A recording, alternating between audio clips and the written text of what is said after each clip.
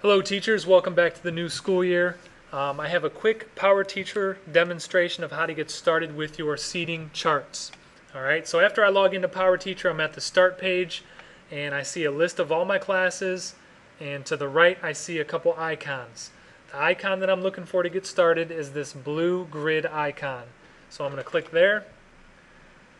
The screen that comes up, I'm looking for the Seating Chart Design tab. Alright, and what PowerTeacher does is it kind of just throws your students on the blank slate there on the canvas, so I can zoom out to see everybody. I can zoom in to get a closer look. What I want to do though, I have tables in my classroom, so I want to set these students up in tables. So what I'm going to do is I'm going to come up here and I'm going to click on the new layout option. That's the top option right there.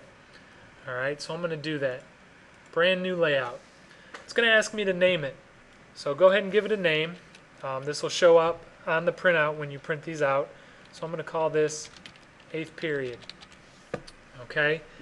It's then going to ask me if I want to create a new one from scratch or if I want to start from a pre-existing layout. Once you get your layout all set, then I'll choose the pre-existing layout option. But right now I want to set up my layout. So I'm going to go from scratch, hit finish. It removes all my students. I want to come up here to the tables option, and it asks how many tables I have. I actually have 15 tables in my classroom, and there are 2 chairs per table, and it's going to ask me tables across. I actually have 4 tables going from left to right in my room, so I'm going to choose that option and I'm going to click add. Alright, so let me zoom in here a little bit, zoom out and show you what everything looks like.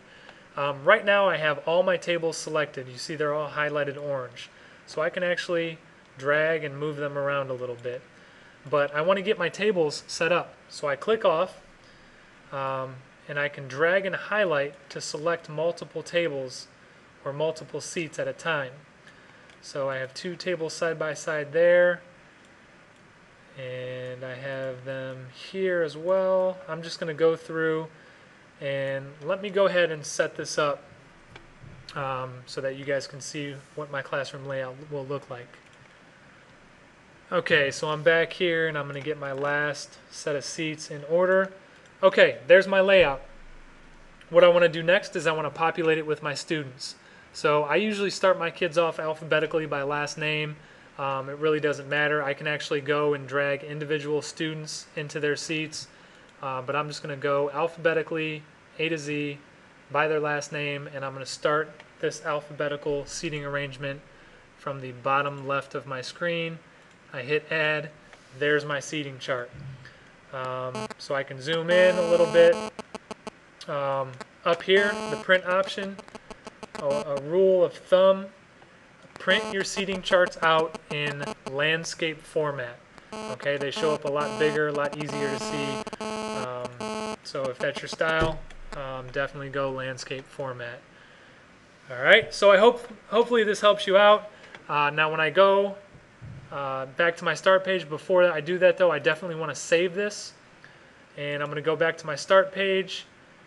Same thing for my 9th period class, seating chart design. This time, when I go to new layout, I'm going to choose a pre-existing layout. And I go next, and it was my 8th period class that I just set up.